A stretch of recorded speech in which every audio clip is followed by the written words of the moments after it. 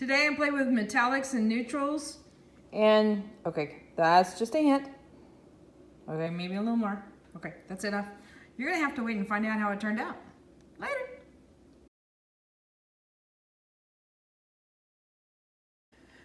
Howdy, y'all. It's Clara Lawrence, and we're doing some alcohol inks, neutrals again. But we're using, there goes my tongue again, not working. Jumpstart my tongue here, hang on. Okay, that's what we do around the house. We do a raspberry every time we get what we call tongue farts and we can't talk. So I've got some palettes here that have a lot of alcohol and some alcohol ink dripped into it, so to kind of dilute it about, 50% or 40% of the mixture. So I can tap into these guys. So I've got some silver that's already diluted and some copper. I've already done some brass from my previous painting in this palette. So it's 100% here, but it's diluted down here. And then I've got some gray here and a brown over here. I believe it's espresso. So we're going to do very similar to what we did before. We're going to build up of colors, and let's see how it behaves when you're using the metallics as a primary thing. So this should be really interesting. I'm not sure how it's going to behave, to be really honest with you, since I'm using it as a dominant color, not necessarily a passive color. Like I just got through doing this one here, so the dominance was the green and the brown tones, but then I accented it with, let's see if I can get it to pick up here, some little hints of gold in, there's some right there, some gold in there, or brass in this case, I'm sorry. So it's very, very lightly touched with it. It's kind of kissed. With this one, we're gonna have a big smooch fest of metallics. So let's jump in it, get busy. So I'm not using any heat today. I'm using primarily just brush and dipping it into colors. So this is a good technique to use with medium Yupo papers, because the mediums do have a tendency to warp a bit when you use heat on them. But in this case, they won't do that. Did I clean my brush? Please tell me I cleaned my brush. Nope. Okay, I'm gonna put you on hold for a minute. Okay, all better. We all have that moment, I'm sure. I try to keep my videos as natural as possible so that it could be anybody, working and playing and messing with colors and such, and come across normal everyday experiences. So what I'm doing today is simply just building up colors.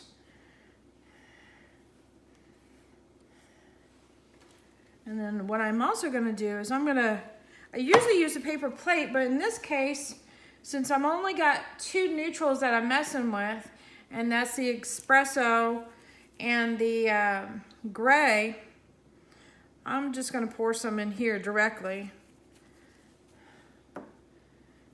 and add to it. And if I want to add black to it later, I can do that, and I don't have a problem with it mixing in with these other, everything's going to mix together anyway. Okay, we're just going to move a little faster.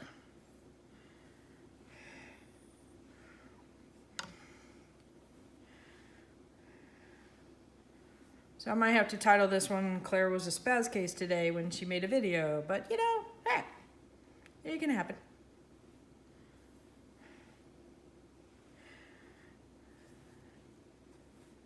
So the process of building up colors builds up a lot of depth. And that's me hitting the tripod every so often with my strokes. I'm trying to start them off canvas and continue them until I'm off canvas. And that way the strokes are a lot smoother. If you ever try to say like you got a piece of paper on the paper and you're trying to draw a circle and you go really slowly, your circle will be kind of like pretty rough. But if you do it fast, it comes off nice and smooth. So bring that in closer, mine. Nice little doodles. But you'll get, even if you go slow on a line, it'll get jumpier. But if you go quickly, it'll be nice and smooth. So that's what we're looking for, is a smooth stroke. Even though it gets chopped up because of the behaviors of alcohol, I much prefer applying it with a smooth stroke, but that's just me. It's like if you ever try and draw a little swirl to it, practice it on a piece of paper, do it slowly, and then do some fast. See what happens.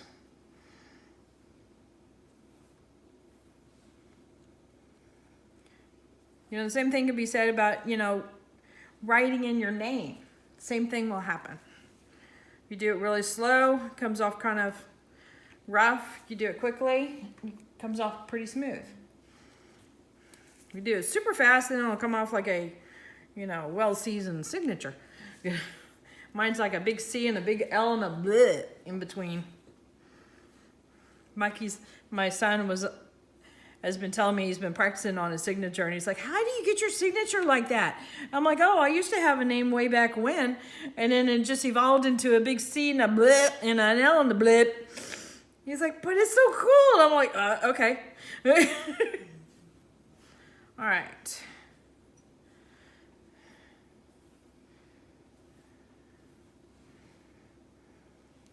So we've got the medium tones or the darker tones built up fairly nicely in here. And I want to build up some of the metallic tones that are that rich as well. So I've got, this is brass here. Is my silver wet? Yes, oh, yeah, it is. It's hard to tell with the metallics. Okay. So I'm not sure what's gonna happen. We're just gonna go for it.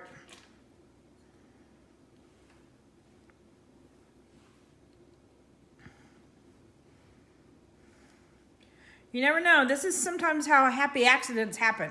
When you're just like, oh, I wonder if we do this, what would happen?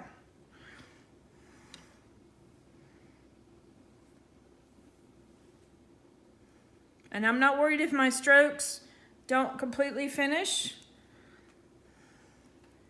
Eventually,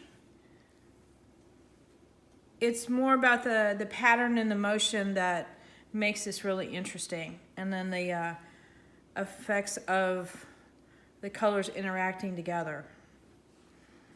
All right, so that was brass. Now we're gonna add some silver in here.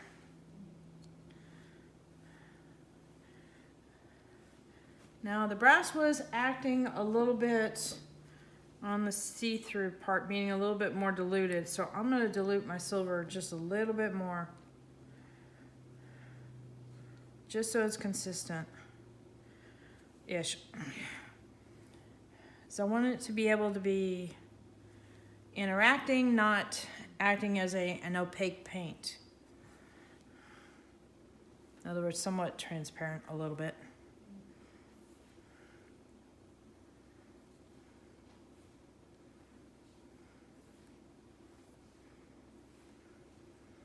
All right, I think that's enough.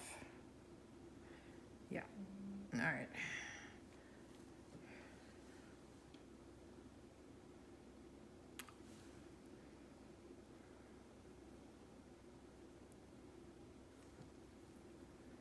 All right, add a little silver on my brush. I probably modified my copper just a little bit, made it more silvery. Very well. I'm not opposed to adding colors to other colors and mixing up and having fun.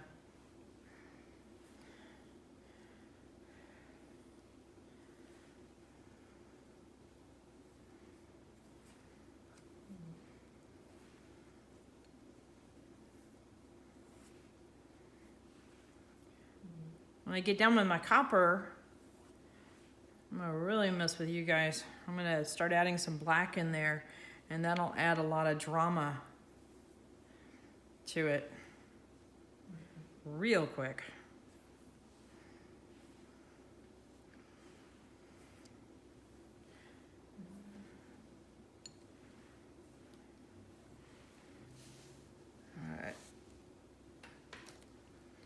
So let's mess with some of these that are diluted a little bit.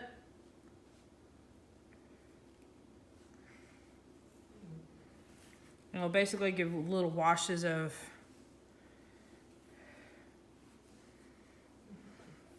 the metallics in here. I'm gonna try and go from this side more.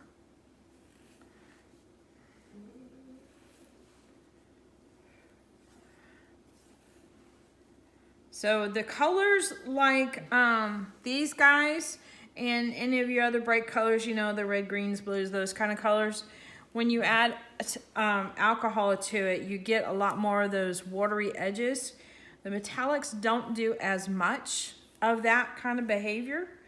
So that's the part of the unknown factor in here.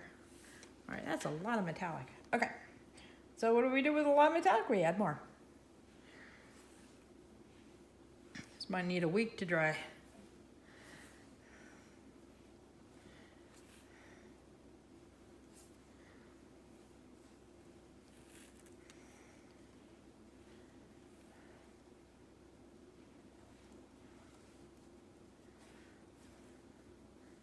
So if I just added a few strokes of a color and then came back and did a few strokes of a metallic, it wouldn't have this much depth to it as this is developing. All right, I'm gonna slow down on the metallics for right now and see if I can add some actual colors to it and get some more of that interaction that we like.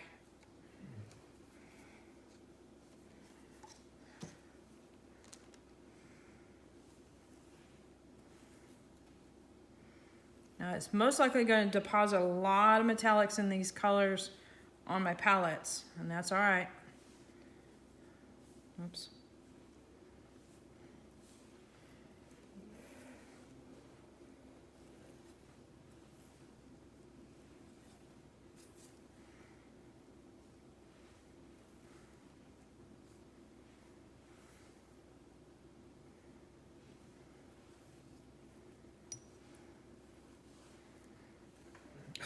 You should see the shimmer on this thing. Sheesh. Okay, so we are getting some reactions here. What it's doing is it's kind of breaking it up into particles. All right, we're gonna do some more of the gray and brown here.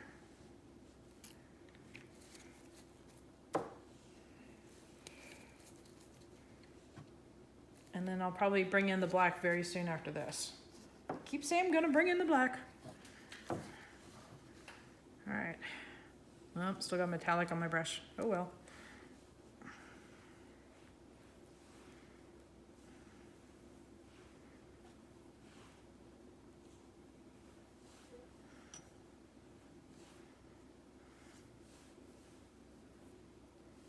All right. That's what. There we go. That's a little better.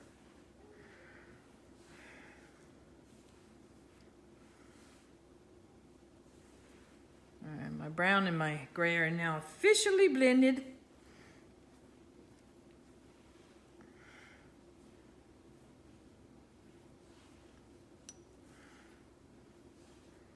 And I'm okay with that.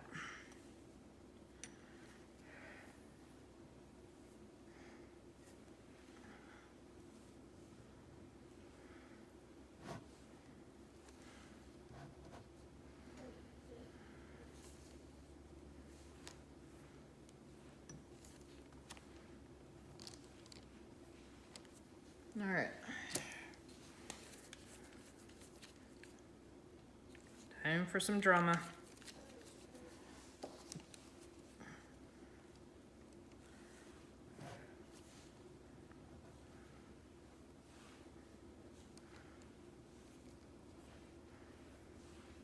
So with all this ink on here, it's probably going to start diluting my palette pretty quickly and turning it into more of a gray color. Probably even like a Payne's gray. Oops.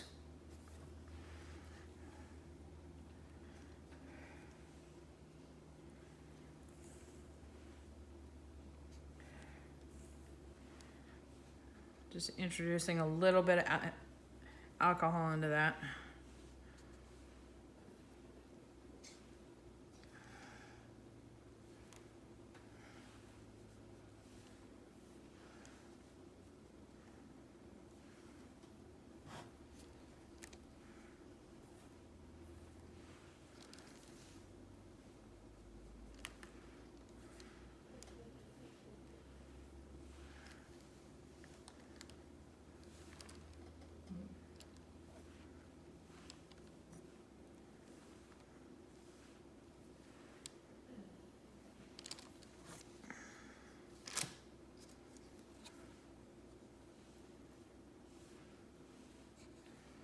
All right, now I'm just dipping it into alcohol. I'm gonna clean off my brush. That's what I'm gonna do.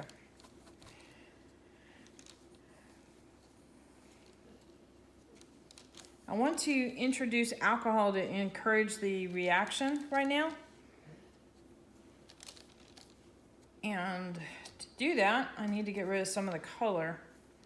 So I'm not depositing so much black each time I put a stroke. I don't mind carrying some of the black that's already on the palette, on the canvas. I just don't want to add any more color intentionally right now.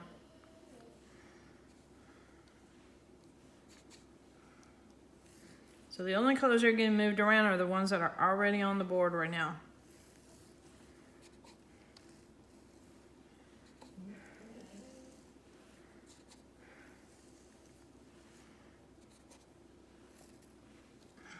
All right.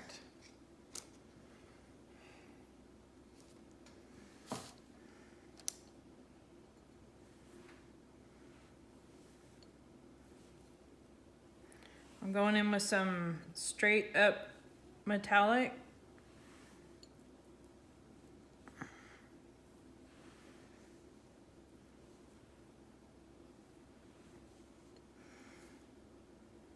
I don't know, because I just think it needs a little bit more.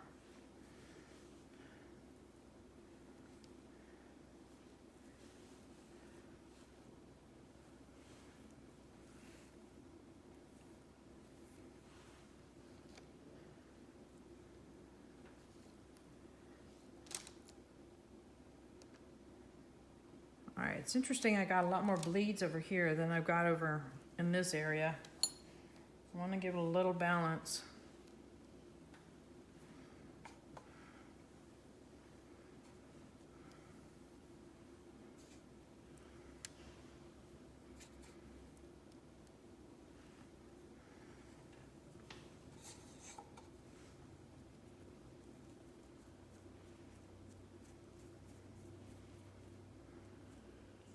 And I am sprinkling it with some alcohol because I just had an urge.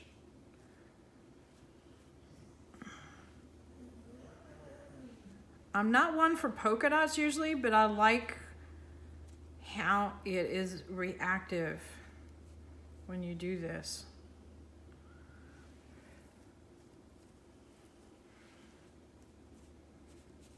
Especially if I can get a little bit on the white.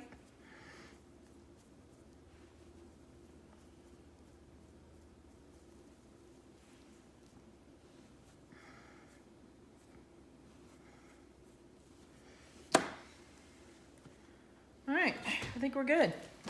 This is definitely screaming for some resin. All right, let me bring you in for a close-up. See, doesn't that have a lot to look at? That's really cool. Okay, so we're gonna do the close-up first, and then I'm gonna bring it to the side so you can see all the shimmering, excuse me, I just burped. Sorry. I'll bring you to the side so you can see all the shimmering madness. I'm embarrassed.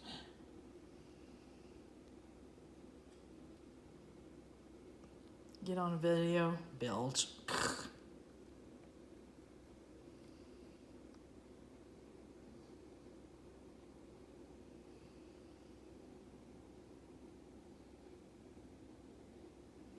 There's a lot going on in this. Even though it's just simple brush strokes, there's a combination of layers that really make it really interesting. And even though black sounds scary, it really does add a lot to it. All right, let's see if I can bring you to the side here. You ready? This whole thing is shimmery.